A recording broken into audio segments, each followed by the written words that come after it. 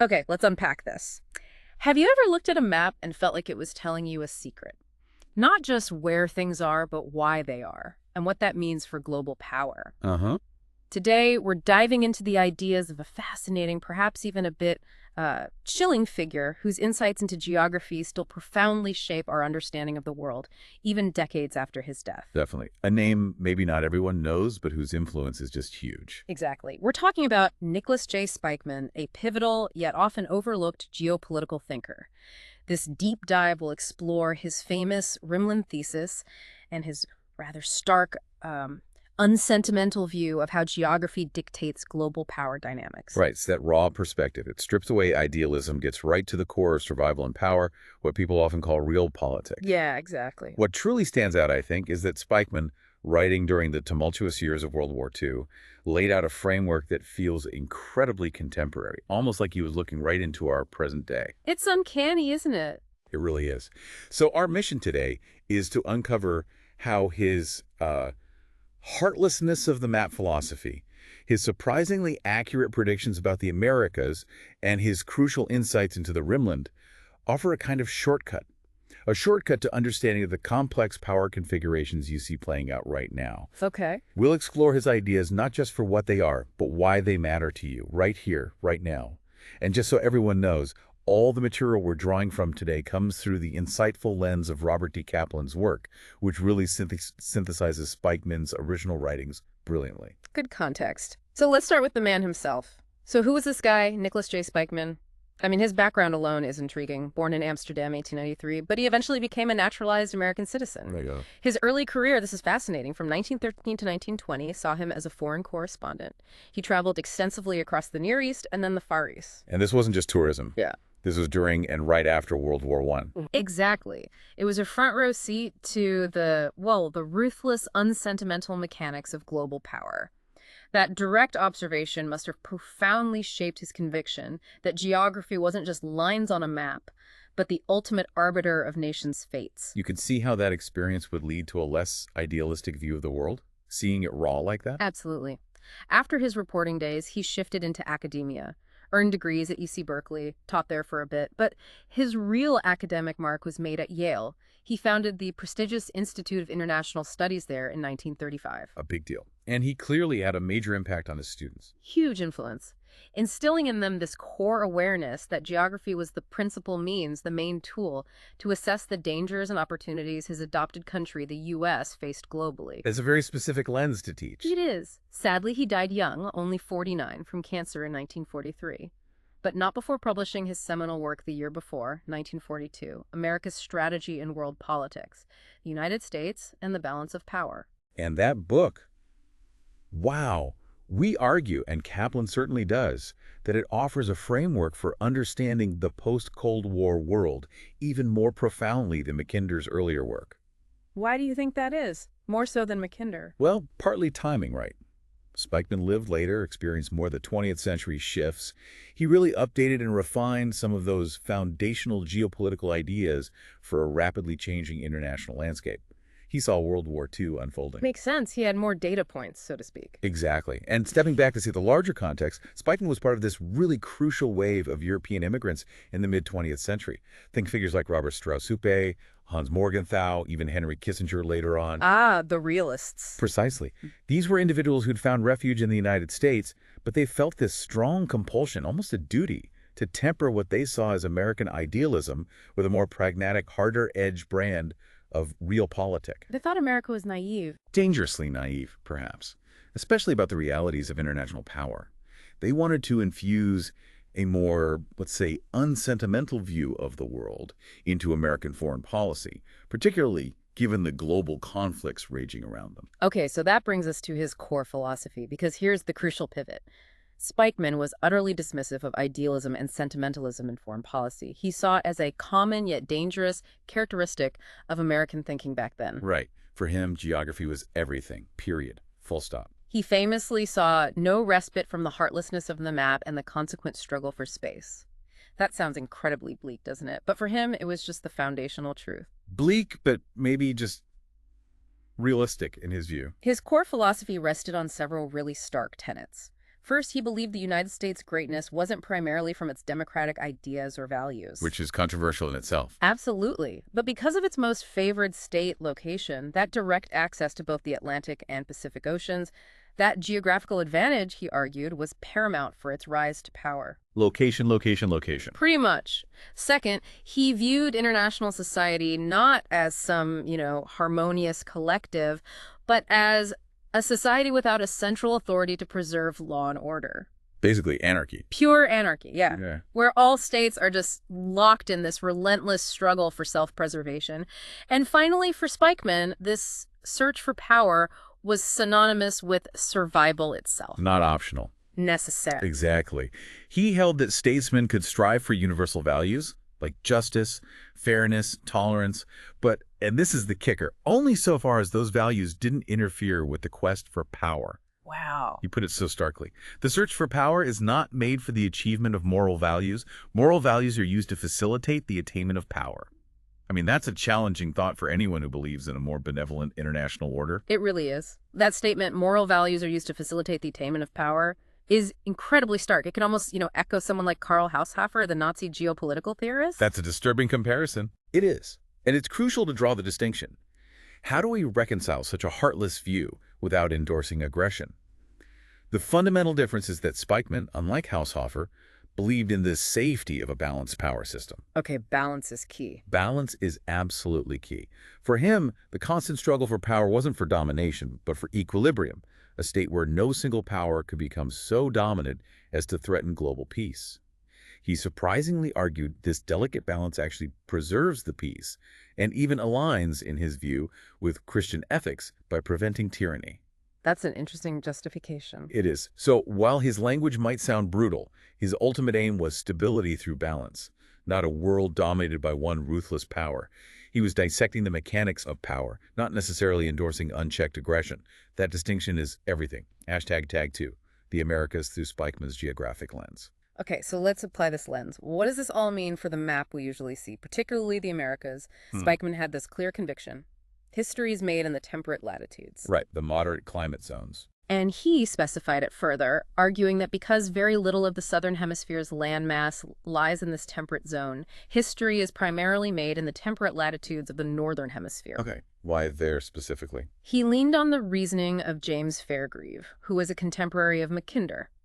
Fairgrieve argued that because there's less direct solar energy in temperate zones compared to the tropics, people living there just have to work harder. Makes sense, dealing with seasons, varied weather. Exactly. Dealing with greater varieties of weather, distinct seasons for sowing and harvest, this constant challenge, this need to adapt and plan, is what leads human beings to advance from strength to strength. So adversity breeds innovation, in a sense. That's the idea.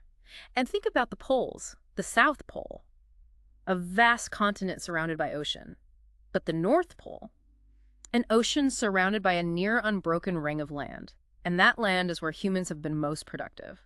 Strauss-Hupé, another thinker in this vein, was even more specific, saying history is truly made between 20 and 60 degrees north latitude. And that covers a lot of ground.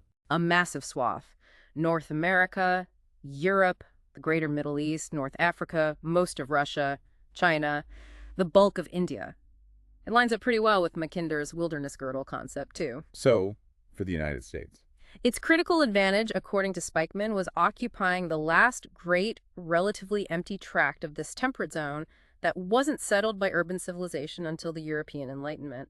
Plus, he noted, America initially prospered because its east coast, with all those estuaries and indentations, provided innumerable favorable locations for harbors. Geography, he thought, was the early sustainer of American freedom. What truly stands out is how this perspective highlights a fundamental understanding of why certain regions have disproportionately shaped global events. It's not about saying one place is inherently better, but recognizing geographical advantages that foster development and power projection. Right. It's about the potential the land offers. Exactly. Which is why places like North America, Europe, the greater Middle East, North Africa, most of Russia, China, India, all sitting in that 20 to 60 degrees north latitude band, have historically had such immense global impact. It aligns with Mackinder's ideas, too, reinforcing that for both thinkers, the northern temperate zone was the primary stage for global power struggles. So building on that, Spykman explained America's great power position as being uniquely the regional hegemon in the Western Hemisphere. Dominant in its neighborhood. Totally. He said the U.S. had power to spare for activities outside the New World, allowing it to influence the Eastern Hemisphere's balance of power. He stressed this was no mean feat and shouldn't be taken for granted because it's deeply rooted in the specifics of Latin American geography. And that's unique, isn't it? That hemispheric dominance. Completely unique. Think about it. No other nation, not China, not Russia, holds that kind of unchallenged position in its entire hemisphere that fundamentally shapes global power calculations. And it's crucial to understand, as you said, that this dominance wasn't just luck. It was deeply rooted in Latin American geography itself. Now, one might ask, why did Spykman focus on South America at all?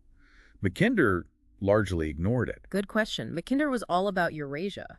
Right. Mackinder's focus on Eurasia made him vital for understanding the Cold War. But Spykman has a more organic, global conception of the entire planet.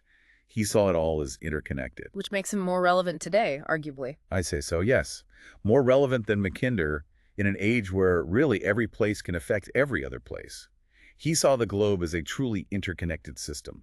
Okay, but here's a really interesting pivot he makes.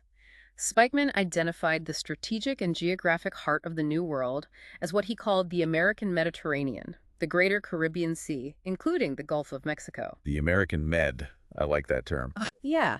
Think about it like this. Athens dominated the Greek islands by controlling the Aegean. Rome commanded the Western world by dominating the European Mediterranean. Spykman argued America became a world power when it finally, in the Spanish-American War of 1898, took unquestioned control of this middle sea from European powers. And that paved the way for the Panama Canal. Exactly, which was absolutely pivotal for American global power projection. So why was the U.S. able to dominate this American Med so effectively, in his view? He had clear, unsentimental reasons, Spykman stated flatly. No serious threat against the position of the United States can arise in the region itself. Why not? Well, the islands are small. Central America's topography, like the Balkans, favors small, fragmented political units. Even larger countries like Mexico, Colombia, Venezuela, they're precluded by their own geography, climate, lack of resources from becoming great naval powers capable of challenging the U.S. And the U.S. Navy could control access. Precisely. He noted the U.S. Navy could effectively blockade the eastern boundary of the Caribbean, cutting these states off from world markets, making them ultimately dependent on the United States. It's a purely pragmatic, geographical assessment of power and choke points. That's very hard-nosed. Very. And Spykman's real strength, like other great geopolitical thinkers, was seeing through the hurly-burly of current events to reveal these basic underlying truths.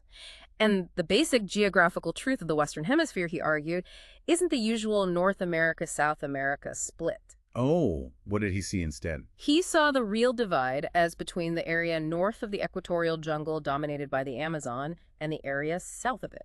So the Amazon jungle is the key divider. Yes. To illustrate, he pointed out that Colombia and Venezuela and the Guianas, although they're on the northern coast of South America, are functionally part of North America and the American Mediterranean. Their focus is the Caribbean, not southward. Exactly. Their geopolitical world is the Caribbean.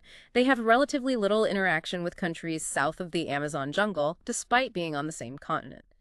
He explained that, like the European Mediterranean, the American Mediterranean does not divide, but unites, forming a coherent strategic zone. So how should we make sense of that geographic division? How does it impact strategy? Well, Spykman explained it with remarkable clarity, he said. The mountain ranges which bend eastward from the Andes separate the Amazon basin from the valleys of the Magdalena and the Orinoco and form the southern boundaries of the Guianas.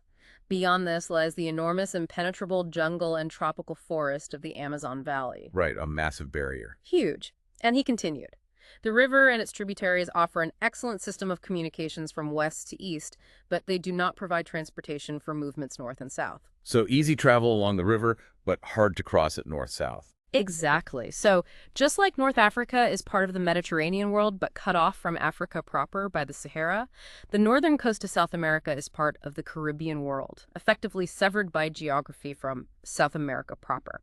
This forces us to rethink alliances, trade, threats, focusing on actual connections, not just continental labels. That's a powerful reframing. Now let's turn south of that jungle barrier.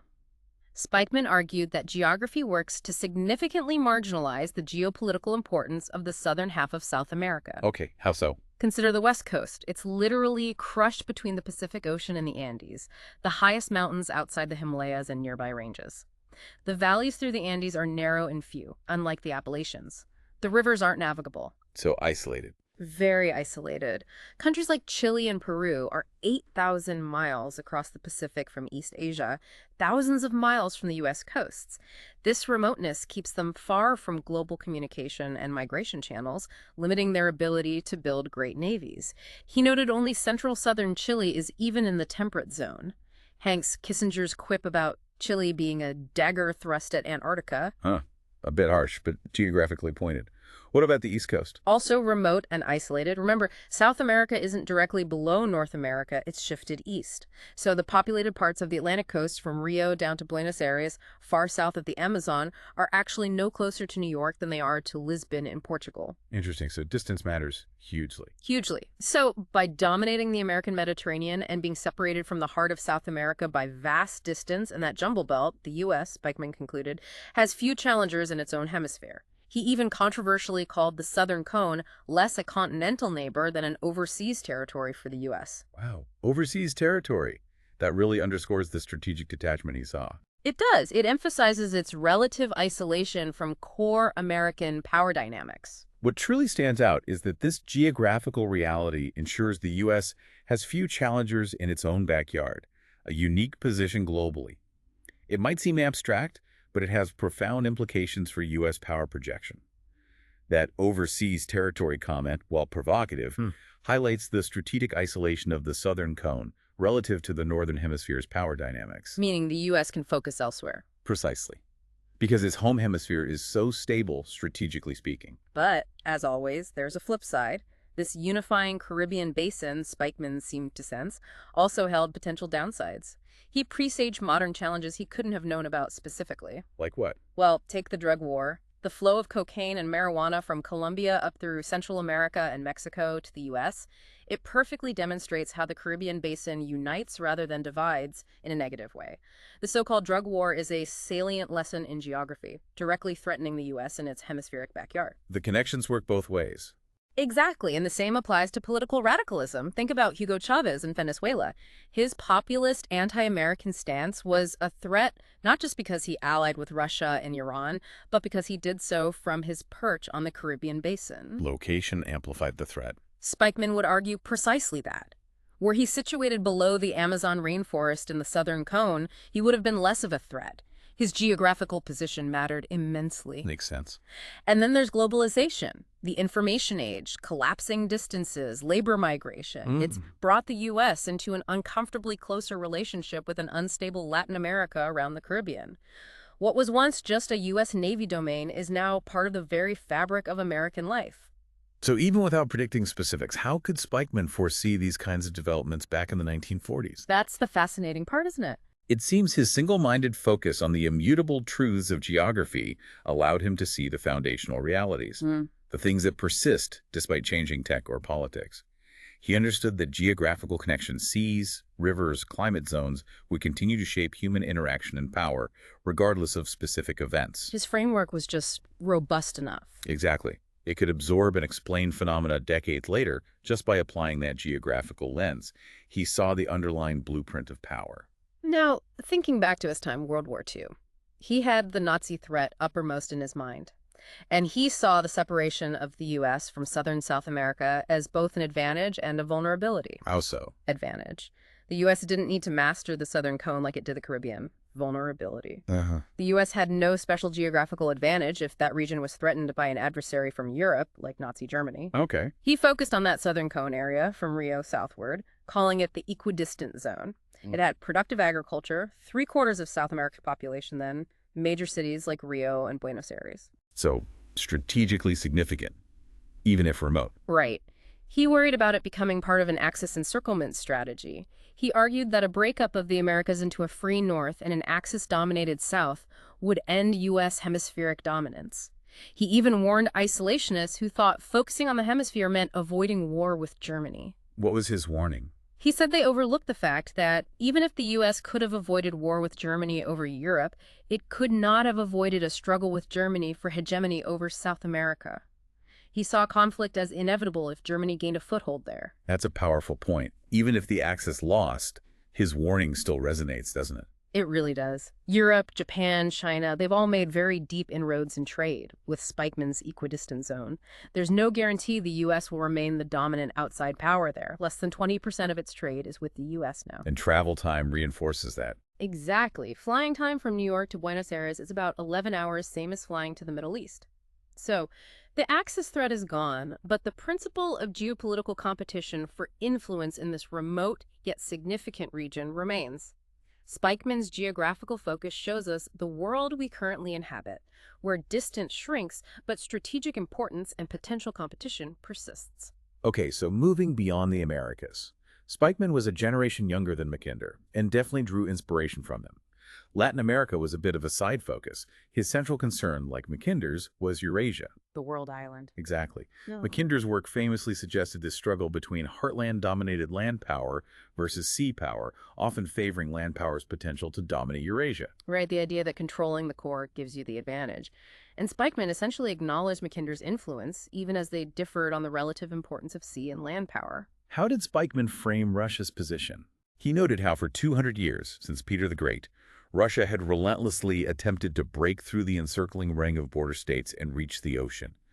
That constant push for warm water ports. But But, he concluded, geography and sea power have persistently thwarted her. It highlights that core tension. The landlocked power's eternal struggle against maritime powers for access to the global oceans. So how did Spykman define the heartland and its surroundings? He described the heartland vaguely as synonymous with the Soviet Empire. To the north, bordered by those ice-blocked Arctic seas. To the south, ringed by mountains and plateaus. Carpathians, Anatolia, Iran, Afghanistan, the Pamirs, Altai, Mongolia, Manchuria, Korea, a huge naturally fortified zone. The world's key geography, he called it. Yes, perennially fought over. Inside that belt is the heartland. But outside that belt, to the south, lie the demographic giants. Europe, South Asia, Southeast Asia, China, Japan, plus the oil-rich Middle East. These marginal areas, especially their coastlines, their littorals, were what Spykman famously called the Rimland. Okay, heartland inside, Rimland outside. And this is where his vision really sharpens. Because he fundamentally disagreed with Mackinder on which region was paramount. Exactly. While Mackinder famously said control of the heartland was key to world domination. Who rules East Europe commands the heartland. Right, that famous sequence. Spykman argued the Rimland was the true key to world power. Why the Rimland? Because, he reasoned, in addition to bordering and potentially containing the heartland, the maritime-oriented Rimland was central to contact with the outside world. It was the crucial interface between the vast landmass and the global oceans, where land power and sea power meet, clash, and connect. So, who is more right? Mackinder or Spykman? Or is that the wrong question? It's probably the wrong question. They're really talking about the same grand strategic chessboard, just emphasizing different squares. Mackinder himself theorized that controlling the heartland puts you in the best position to capture the Rimland, which then provides, through sea power, the key to world domination. Ah, so it's a sequence for Mackinder, too. Yes. He even asked, if we would take the long view, must we still not reckon with the possibility that a large part of the great continent might someday be united under a single sway, and that an invincible sea power might be based upon it? That was basically the Soviet dream, wasn't it? Advancing through Afghanistan. Exactly. Reaching the Indian Ocean, combining land and sea power, dominating the world island. So they're related concepts, but Spykman's focus feels more modern. I think Spykman, with his emphasis on the Rimland, has a slight advantage in contemporary relevance, yes. Given today's world Rimland upheavals in the Middle East, tensions across South Asia, the Korean Peninsula, his focus feels immediate. Because that's where the action is, so to speak. Precisely. Mackinder's theories came from the turn of the 20th century, World War I. Spykman was arguing from the facts of World War II, where the heartland, Soviet Russia, was an ally. The immediate danger was to the Rimland from the Axis powers. His framework fit the reality he saw unfolding. Makes sense. And even after the Axis lost, that competition for the Rimland just shifted, didn't it? Straight into the Cold War. Absolutely. The Soviet Union became the great heartland power, threatening the Rimland in Europe, the Middle East, Korea, elsewhere. And it was opposed by Western sea power. The battle lines were drawn right along Spykmans' Rimland. which leads directly to containment. Exactly. So how did Spykman's idea show up in policy? Containment. The Cold War policy, articulated by George Kennan in his 46-long telegram, had both a Spykman-esque and a Mackinder-esque feel. How so? Well, containment is simply the peripheral sea power's name for what the heartland power calls encirclement. It's two sides of the same coin. Okay. The defense of Western Europe, Israel, moderate Arab states, the Shah's Iran, the wars in Afghanistan and Vietnam, they all embodied this idea of preventing communist expansion from the heartland into the Rimland. Kissinger wrote about this too, right? He did. In his 1957 book, Nuclear Weapons and Foreign Policy, the young Kissinger wrote that limited war represents the only means for preventing the Soviet bloc from overrunning the peripheral areas of Eurasia. He specifically noted the Soviet Union's advantage of interior lines of communications, allowing it to mass forces anywhere along its periphery. So places like Poland, Iran, Afghanistan, Vietnam. All Cold War battlegrounds, Huh. all on the periphery of Soviet and Chinese communism. It was Mackinder's world, but undeniably seen through the sensibility of Spykman, where controlling that crucial Rimland was paramount. Okay, let's unpack this. As Spykman looked out for 1942, beyond World War II, you really see this anxious foresight that geography seems to enable. Even while the Allies were struggling and destroying Hitler's war machine was the absolute priority, Spykman was already worrying aloud about the implications of leaving Germany demilitarized after the war. Thinking several steps ahead, even amidst the crisis. Exactly. He argued quite pointedly. A Russian state from the Urals to the North Sea can be no great improvement over a German state from the North Sea to the Urals. Wow. Equating potential Soviet dominance with Nazi dominance geopolitically. Purely geopolitically, yes. He reasoned that Russian airfields on the English Channel would be just as dangerous to British security as German ones. Therefore, he concluded, a powerful Germany will be necessary after Hitler's defeat. As a counterweight to the Soviets. Precisely. A cold, pragmatic calculation of the balance of power, completely ignoring ideology for strategic necessity. And he applied similar logic to Asia, didn't he? Regarding Japan, China. He did. Similarly, even with years of vicious island fighting against Japan still ahead, Spykman was already recommending a post-war alliance with Japan. An alliance with the current enemy. That's bold. Incredibly bold in 1942, an alliance against the continental powers of Russia, and particularly he foresaw a rising China. What was Japan's strategic value in his eyes? He saw it clearly. Japan was a net food importer, lacked oil and coal, but had a great naval tradition. This made it both vulnerable and extremely useful. How so useful? As a large offshore island nation of East Asia, it could serve the same function for the U.S. in the Far East as Britain served in Europe. A maritime ally checking continental powers, preventing any single entity from dominating the Eurasian Rimland. A crucial balancer. It's compelling how prescient Spykman was about China, wasn't it? Especially back then, in the early 1940s, when China was weak, fractured, devastated by Japan. Almost unbelievable foresight. He underscored the necessity of a Japanese ally against a powerful China, warning, and this is remarkable foresight, a modern, vitalized, and militarized China is going to be a threat not only to Japan, but also to the position of the Western powers in the Asiatic Mediterranean. The South China Sea, essentially. Yes, he continued, China will be a continental power of huge dimensions in control of a large section of the littoral of that middle sea. Her geographic position will be similar to that of the United States in regard to the American Mediterranean. Wow. Predicting China's regional dominance based on geography? Exactly. When China becomes strong, her present economic penetration in that region will undoubtedly take on political overtones. It is quite possible to envisage the day when this body of water will be controlled not by British, American, or Japanese sea power, but by Chinese air power. That's sketching a future few could imagine then, but one that resonates powerfully today. Truly remarkable. Perhaps his most telling observation for today, though, concerns Europe. Just as he opposed German or Russian domination, he was also vehemently opposed to any form of united Europe, under any circumstances. Opposed to European unity. Even a democratic one. Even a peaceful democratic federation. He preferred a balance of power among states within Europe as more advantageous to American interests. It sounds cynical, almost keep potential competitors divided. What was his reasoning? He stated it plainly. A federal Europe would constitute an agglomeration of force that would completely alter our significance as an Atlantic power and greatly weaken our position in the Western Hemisphere. He saw a unified Europe not as a partner, but as a potential competitor, a force that could challenge American global reach. So how do we make sense of this today? Where do we see this playing out? Well, the European Union is still, as Kaplan puts it, in an intermediate phase, right? Strong national leaders, coordinated but independent foreign policies, despite the Eurozone. So maybe it's too soon to pass judgment on Spykman's prediction. But you can see the potential friction. You can. Kaplan notes, the more united Europe becomes, the greater its tensions with the United States. A true European superstate, with unified armed forces and a single foreign policy, that would be a staunch competitor to the U.S. And potentially dominant in that South American equidistant zone we discussed. Exactly. Now, obviously, Europe's current financial woes and internal divisions make that prospect seem less likely in the short term, but Spykman's core geopolitical warning about the implications of European unity remains potent. It reminds us that power dynamics shift, and even allies can become competitors. It's interesting how starkly this contrasts with Kennan's view during the Cold War. Completely. Kennan's containment policy actually encouraged a united Europe as a bulwark against Soviet communism. Kennan's approach was rooted in liberal ideals as well as geopolitics. He believed in the Western way of life, that democratic European states should unite. Whereas Spykman was colder. Much colder.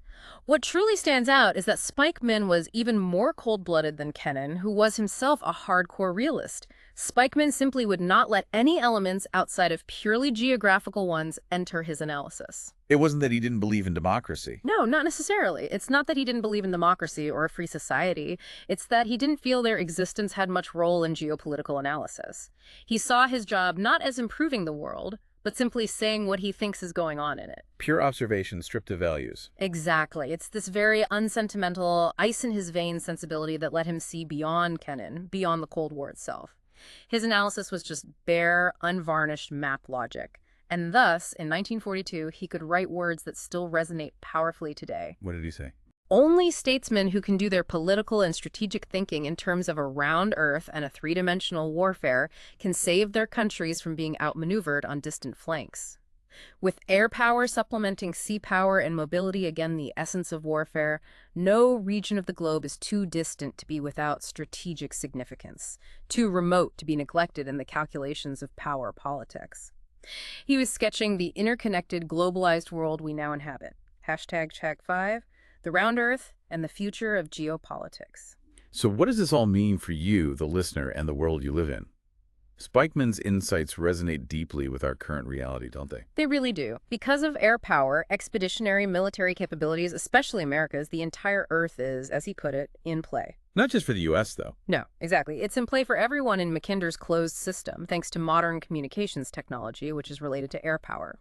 The shrinking world brings all players into closer proximity, increasing interactions and potential friction. Which leads to the question, if the whole planet is in play, can one power truly dominate? Spykman thought not, right? Right. He argued the planet is simply too big a system for one hegemon. He intuited there would be a regional decentralization of power with each major area affecting the others. A world of multiple hegemons. In the game. Multipolarity. Exactly. The same multipolarity we all talk about now. It exists already economically and politically, maybe not quite yet militarily because the U.S. military still has a significant edge, but the trend is clear.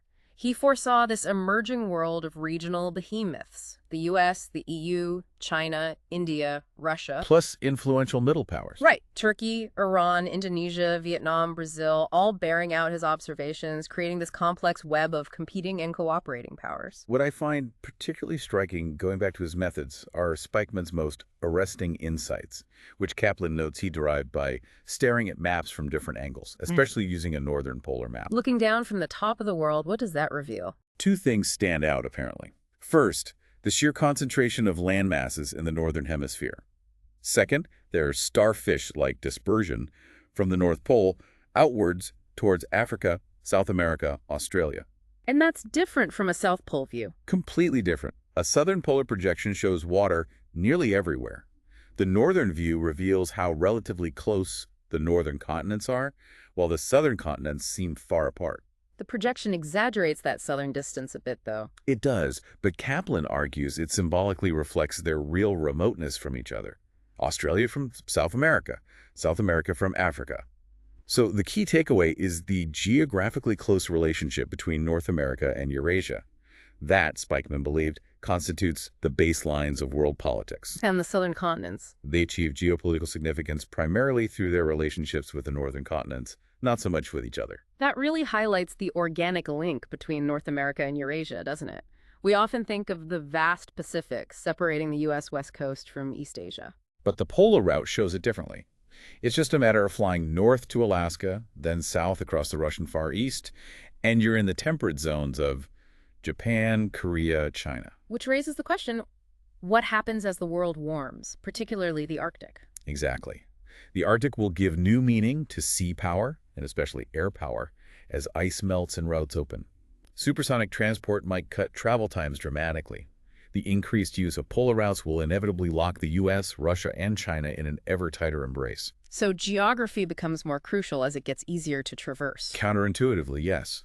Globalization, the breaking down of barriers, increases the number and intensity of contacts. That means a greater likelihood of both political conflict and cooperation, all dictated by the changing map. It brings us back to Mackinder's idea of the closed political system. He argued that once the whole world was mapped and connected, the ultimate geographical reality would make itself felt. By which he meant recognizing the world island, mainland Eurasia, plus much of Africa, as a single geopolitical unit, with North America as its most significant satellite continent. It's all centered on that northern hemisphere landmass. And Spykman's Rimland thesis fits right into that picture. Perfectly. The marginal zones, Europe, the Middle East, India, the Far East, dominating that seaboard around Eurasia, bolstered by population, economy, resources. Together, they check the heartland power of Russia, even as Russia might benefit from warming Arctic waters. And the oceans themselves become more important. Absolutely. Just as the Arctic becomes a hub, the greater Indian Ocean will form the maritime interstate of the world island's commercial and military traffic, connecting Africa and the Middle East with East Asia. The sea lanes become even more critical. Still, Spykman foresaw a future where the Eurasian Rimland wouldn't be politically united, right? Correct. In a world of multiple regional hegemons, the danger that worried both Mackinder and Spykman, a single land power dominating Eurasia, or a single sea power dominating the Rimland, seems nowhere on the horizon, according to Kaplan's reading. Not even China. Not even China, with its rising sea power, appears capable of achieving total Rimland dominance, checked as it will be by the American, Indian, Japanese, Australian, and other navies. A balance persists. So what does this subtle power arrangement imply for the future? Well, as the source suggests, it implies a world of complex power arrangements where trade and economics might erode sheer military might to some extent, but it will still fundamentally be a world of geopolitics governed by geography, especially in the world's oceans, which will be more crowded, more contested, more connected than ever. That's the intricate, interconnected world Spykman painted. Exactly. Painted with his characteristic heartlessness of the map. And it's the world we're exploring today. It's a testament to the enduring power of geographical analysis, pushing you, the listener, to see beyond the headlines and into the deeper, often hidden currents of global power. #tag outro process.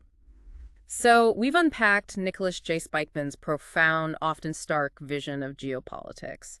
From the Western Hemisphere's hidden divisions to the crucial contest for the Eurasian Rimland and those uncanny predictions about Germany, Japan, China, Europe, his heartlessness of the map philosophy really offers a powerful lens for viewing our contemporary world. Absolutely. He reminds us that even with globalization, maybe because of globalization, geography isn't becoming less relevant. Paradoxically, it seems to be becoming more so. Yeah, that's a great point. And if we connect this to the bigger picture, Spykman's legacy really prompts us to consider.